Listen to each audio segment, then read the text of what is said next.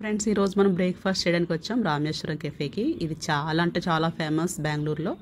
అలాగే అతి త్వరలో కెంపేగౌడ ఇంటర్నేషనల్ ఎయిర్పోర్ట్లో కూడా ప్రారంభం కాబోతుంది. త్రూఅవుట్ బెంగళూరు చాలా బ్రాంచెస్ ఉన్నాయి రామేశ్వరం కెఫేకి. ఇక్కడ టిఫిన్స్ అన్ని చాలా టేస్టీగా ఉంటాయి. ఇలా పక్కా బ్రాహ్మిన్ టేస్ట్లో ఉంటాయి అన్నమాట.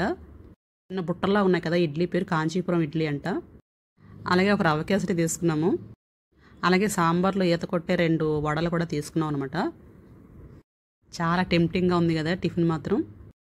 కానీ దీంట్లో నెయ్యి మాత్రం భలే వేస్తారు. బాగా ప్యాకెట్లు పట్టుకొని పిండేస్తారు అనమాట నెయ్యిని. ఇక్కడ ముఖ్యంగా ఏంటంటే పొడి ఇడ్లీ అని ఉంటుంది, అలాగే పొడి దోశ. వాటి మీద అంటే దోశల మీద పొడి జల్లుతారు, అందు మీద బాగా నెయ్యి వేస్తారు అనమాట. తినే వాళ్ళకి అంటే నెయ్యి అంటే బాగా ఇష్టం ఉండే వాళ్ళకి ఓకే, లేదంటే మాత్రం చాలా కష్టం తినడం. ఒక్కటి తిన్నామంటే చాలు మొహం మొత్తేస్తుంది. కానీ రామేశ్వరం కెఫే చాలా ఫేమస్ ఈ కర్ణాటక బెంగళూరులో. చూసారు కదా లోపల స్టాఫ్ ఎంత ఉన్నారో కిచెన్లో. చాలా అంటే బార్లు తీరిపోయి ఉంటారు అనమాట. ఇంకా రష్ అంటే రష్ ఉంటుంది ముందున. చాలా వీళ్ళందరికీ సప్లై చేయాలంటే మరి ఈ మాత్రం స్టాఫ్ ఉండాలి. చాలా ఫాస్ట్ సర్వీస్.